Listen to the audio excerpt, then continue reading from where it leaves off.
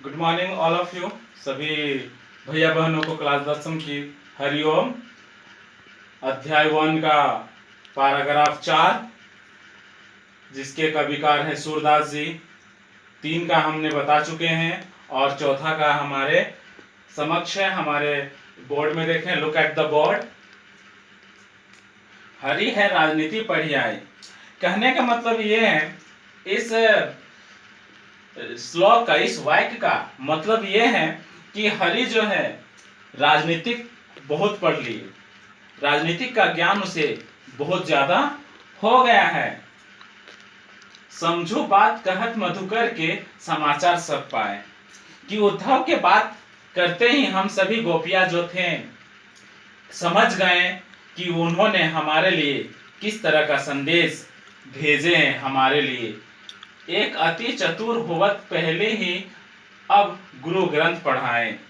एक तो कृष्ण जो थे पहले ही बहुत क्या थे, चतुर थे। अब तो उन्होंने राजनीति का ज्ञान भी पढ़ लिया है, तब तो बहुत ज्यादा चतुर हो गए।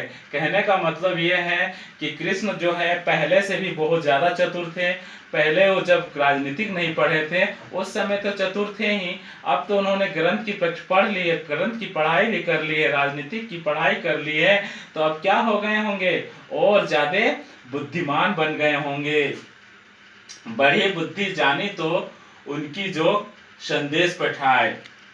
जब उनकी बुद्धि बढ़ गई, उनकी समझ जो है बढ़ गई, राजनीतिक का ज्ञान जब उन्हें बढ़ गया, समझ आने लगा, तो वह खुद ना आकर हम लोगों के समक्ष उन्होंने उद्धव के माध्यम से योग संदेश हमारे तक पहुंचा दिया।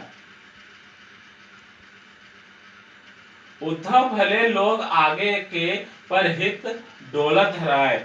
ठीक है, कि पहले के जो लोग होते थे, कहने का मतलब उद्धव से वे बोल रहे हैं कि पहले के जो लोग होते थे अपने मेहमान को, अपने अतिथि को या को मनाने के लिए चले आते थे, समझाने के लिए चले आते थे। अब अपने मन फेर फारे चलत जो वत पर आई। लेकिन अब क्या होते हैं, अपने मन को फिर से लगा लेंगे हम लोग। कृष्ण के बिना ही हम लोग अपने मन को क्या कर लेंगे, अपने प्रेम को अस्थाई कर लेंगे, जो हमारे कृष्ण ने हमें से चुरा लिया था। ते क्यों अनिति करे अपनाई जे और अनिति छुड़ाए। कहने का मतलब यह है कि उन्होंने हमारे ऊपर जो अन्याय, हमारे ऊपर वह जो है कृष्ण जो है क्यों अन्याय कर रहे हैं। कृष्ण ने तो बहुत सारे अन्यायों को दूर किया है, लोगों के मन से उनकी आशंकाओं को क्या किए हैं, दूर किए हैं। लेकिन कृष्ण जो है हम लोगों के साथ इस तरह का अन्याय क्यों कर रहे हैं। राजधर्म तो यही सुर जो प्रजा ना जाही सताए। राजधर्म का मतलब यही है कि राजधर्म का मतलब यही होता है कि राजा प्रजा को कभी दुख नहीं देता है, उसे हमेशा उसके सुख के लिए, उसके दुख को दूर करने के लिए हमेशा क्या रहते हैं, तत्पर रहते हैं। तो कृष्ण को भी यही समझना चाहिए था कि हमारी गोपियां जो है वह तड़प रही है हमारे प्रेम को पाने के लिए, एक झलक हमें देखने के लिए, तो क्यों ना हम जाए, और नहीं भेज दिया था।